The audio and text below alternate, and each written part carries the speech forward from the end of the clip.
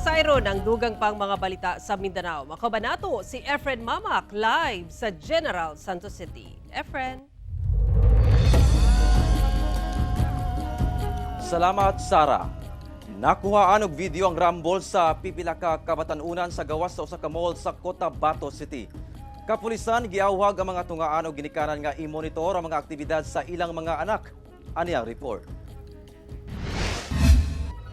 Sa video, kalmado og daw dunay giistoryahan lang kining pipila ka kabatan-unang lalaki gawas sa usa ka mall sa Cotabato City adlawng Lunes. Apan, kalit na lang sila nagrambol og nagsinumbagay. Gilayon matud pa kining giuwang sa mga security guard sa moong establishmento og girespondihan sa kapulisan. Hinuon walay naangol atol sa hitabo og gilayong naresolba ang insidente. Wala na sab gipatawag sa kapulisan ang ginikanan sa mga nalambigit nga sumala pa mga menor de edad. Wala na po nadala yung mga bata sa himpilan na supposed to be po i-endorse po sana sa WCPD. So, doon pa lang mismo sa area sir na i-resolve po at nag-alisan po yung mga kabataan. Atol sa hitabo, giawhag sa kapulisan ang mga tungaan nga ipatuman ang guidance o care policy alang sa welfare sa mga bata. Nagpahimang nosab ang PNP ngadto sa mga ginikanan nga kanunayon ang pagmonitor sa aktibidad sa ilang mga anak. So, kung yung mga kabataan ay nai-involve na po sa mga grupo-grupo or minsan po, lalo na po kapag nagkaroon na ng gang-gang sila. So, ang sa mga parents, monitor po natin. Kauban si Gary Balantay,